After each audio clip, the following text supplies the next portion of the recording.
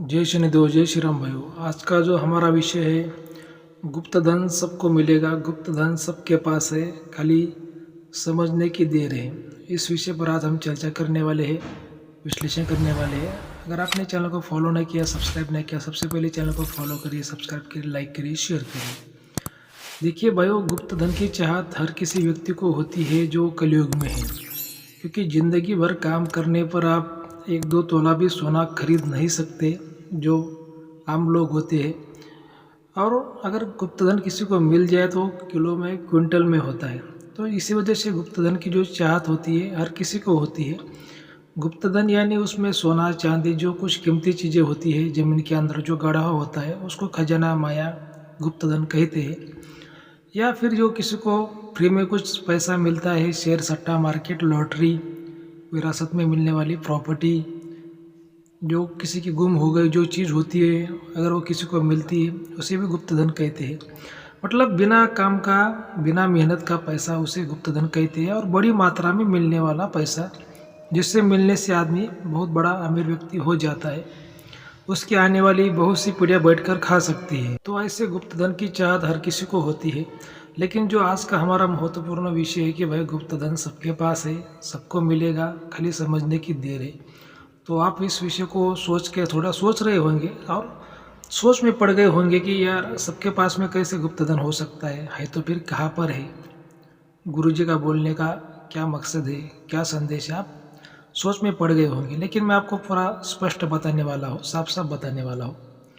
तो भाई वो देखिए, बात ऐसी होती कि जो हमारे दादा गुरु थे और हमारे दादा गुरु के जो पिताजी थे, कम से कम 5 पीढ़ियों से हमारे खानदान में इंद्रजाल विद्या, नारायणी विद्या, बंगाली विद्या, अघोरी विद्या, ये सब विद्याएँ चलती आ रही है। हमारे दादा गुरु के पास में जो हमारी बुआ थी वो भी तांत्रिक थी, उसकी अभी डेट हो गई है। और उसके बाद में अभी हमें, तो देखिए जो मेरे पास में जो ज्ञान है पूरा खानदानी ज्ञान है और पूरा जीवन का अनुभव का ज्ञान है। ऐसे ही खाली किताबों की बातें सुनकर पढ़कर मैं आपको नहीं बताता, पूरी प्रैक्टिकल की बातें मैं आपको बताता हूँ। तो क्या होता है कि हमारे दादा गुरु बताते थे कि उनके समय में बहुत से लोगों के गुप्त धन के पीछे भागते भागते जान गई। जो गुप्त धन का जो काम लोग करते थे उसको निकालने की कोशिश करते थे किसी के घर में, खेत में।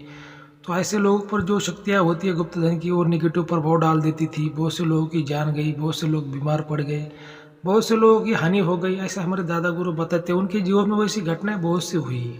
ठीक है, तो इसी वजह से मैं तंत्र मंत्र शक्ति का जो प्रैक्टिकल अनुभव मेरे पास में है, ओरिजिनल अनुभव जो है, जो ओरिजिनल जो ज्ञान है वो मेरे पास में है, जानकारी सही ज्ञान देने की कोशिश करता हूँ। तो भाई वो देखिए, बात ऐसी हो जाती है, जो गुप्त धन होते हैं जमीन में होते हैं, क्योंकि पहले ज़माने में बैंक लॉकर नहीं थे तो लोग पैसा कहाँ रखेंगे। थोड़ा आप सोच सकते हैं, पहले जो ज़माना था, पहले ज़माने में कोई कानून नहीं था, ना ही कोई पुलिस थी, ना ही कोई आर्मी थी, राजा महाराजों का जो काल था। तो उस समय में लोग ज़मीन में सोना चांदी गाड़ देते थे, मटके में, संदक में, पेटिंग में, और उसकी सुरक्षा के लिए कोई ना कोई टोटका कर देते थे। पहला जो ज़माना ज़्यादा पढ़ाई लिखाई का नहीं था, तंत्र मंत्र विद्या, जड़ी बूटी, आयुर्वेद, इसका ज़्यादा था। तो जो धन होते हैं ज़मीन में, जो माया होती है, पहले भी थी, अभी भी है। और वो किस कारण से है कि कभी कभी लोग भूल गए, कोई लोगों की ऐसी बीमारी से मौत हो गई तो बच्चों को बताना भूल गए, बच्चों को जगह मालूम नहीं, या फिर कोई लोग पागल हो गए, तो वैसे धन वो ज़मीन में रह गया। तो इसमें क्या होता है कि ऐसे धन पर जो शक्तियाँ होती है, अभी पहले जो जंगल थे अभी गांव बन गए, गांव के जंगल बन गए, शहर के गांव बन गए, गांव के शहर बन गए। तो हो सकता है वो किसी के घर में अभी कोई व्यक्ति ने जगह ली, खेत लिया, तो वहाँ पे धन हो भी सकता है। धन पर अगर धन है तो शक्ति भी हो सकती है, क्योंकि भाई अगर घर है तो घर को दरवाज़ा होता है, दरवाजे को ताला होता है, ताले को चाबी होती है। वैसी बात है, धन है तो धन पर टोटका होता है, शक्ति होती है, और उसका कोई रहस्य होता है। ठीक है, ऐसी बात है।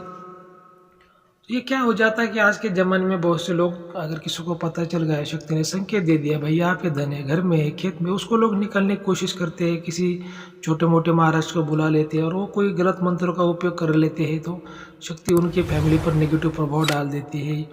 वो तो महाराज चला जाएगा, छोटा मोटा महाराज वो तो नहीं समझता, वो लालच में कोई भी उल्टे मंत्र का वो जाप कर देता है, लेकिन बाद में घर वालों को परेशानी हो जाती है। इसी वजह से कि सिद्ध व्यक्ति, सिद्ध पंडित, सिद्ध गुरु की सहायता लेनी चाहिए। और कभी कभी क्या हो जाता है कि किसी के घर में पता लगता है खेत में धन है, माया है, तो लोग चले जाते 2-4 लोग निकालने को, तो उनको मिलता तो कुछ नहीं, लेकिन वो घर पर वापस जब आ जाते तो जो नेगेटिव शक्ति का जो प्रभाव है उनके पीछे आ जाता है, उनके सिर पर गिर जाता है। तो जब वो घर में आते हैं तो बूढ़े लोग जो बाल बच्चे होते हैं उनके ऊपर वो निगेटिव शक्ति का प्रभाव उनके परिवार में गिरता है। तो ये क्या होता है कि लोग समझ नहीं पाते हैं और ऐसे चक्कर चक्कर में बहुत से जो लोग होते हैं खुद का नुकसान कर बैठते हैं, जो अपना जान का भी नुकसान कर बैठते हैं, फैमिली का भी नुकसान कर बैठते हैं, टाइम का भी नुकसान होता है, माल का भी नुकसान होता है। तो मेरा ये कहने का मकसद आपको यही है कि भाई जो सबके पास में जो गुप्त धन है वो आपका शरीर है। ठीक है, ये जो शरीर है ये 33 प्रकार के देवता ये शरीर में वास करते हैं। 33 प्रकार मतलब 33 कोटि देवताओं का आशीर्वाद अपना ये शरीर है। इस शरीर में परब्रह्म वास करते हैं, त्रिदेव भी वास करते हैं, आदि माया शक्ति भी इसमें वास करती है। मतलब जितने भी 33 कोटि देवता है, त्रिदेव है, आदि माया शक्ति है, सभी का आशीर्वाद इस शरीर को प्राप्त होता है। जो अपना जो शरीर है परब्रह्म है। जब शरीर है तो दुनिया है, दुनिया से शरीर थोड़ा है, शरीर से दुनिया है। और जिसका शरीर अच्छा है, जिसका निरोगी है, स्वच्छ है, और हर अगर अपना शरीर का अगर कोई सेफ्टी करता है, सुरक्षा करता है, शरीर को तंदुरुस्त रखता है, तो शरीर स्वस्थ है, निरोगी है, वही सबसे बड़ा धन है, जीवन का सबसे बड़ा गुप्त धन है। किसी का शरीर अगर अच्छा है तो वो सबसे बड़ा धनी है। क्योंकि ये जो भी हम करते हैं शरीर के लिए करते हैं, जो भी हम प्राप्त करते हैं शरीर के माध्यम के द्वारा करते हैं, और शरीर से ही दुनिया है। इसी वजह से क्या है कि जो अपना शरीर होता है उसको निरोगी रखिए, उसको स्वच्छ रखिए। जो आपका जो शरीर है वो परब्रह्म है। और अगर आपका शरीर अच्छा है, साफ़ सुथरा है, निगेटिव है, पावरफुल है, सभी बातों में पॉजिटिव है, तो मैं मानता हूँ को जो व्यक्ति है खुद एक धन के बराबर है, खुद एक गुप्त धन के बराबर है। ठीक है। और लोग क्या करते हैं कि ऐसे छोटे मोटे धन के पीछे भाग के अपने शरीर का नुकसान कर बैठते हैं। क्योंकि धन के पीछे भागने से निगेटिव शक्ति का जो प्रभाव, निगेटिव प्रभाव है आपके शरीर के ऊपर गिर, तो आपका शरीर डैमेज होता है, आपके शरीर का नुकसान होता है, शरीर कमज़ोर होता है, और धीरे धीरे करके जो शरीर की जो एनर्जी है वो कम हो जाती है।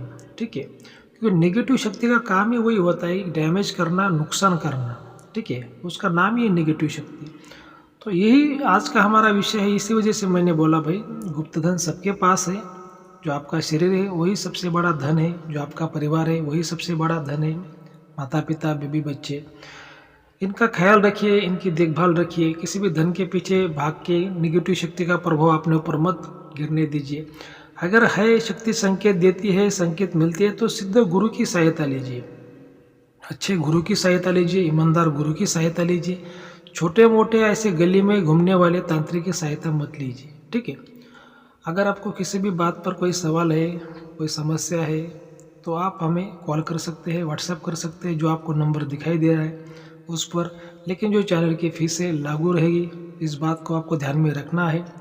और आज का अगर वीडियो आपको अच्छा लगा, सही में अच्छा लगा, तो चैनल को फॉलो करिए, लाइक करिए, शेयर करिए। जय शनिदेव, जय श्री राम, धन्यवाद।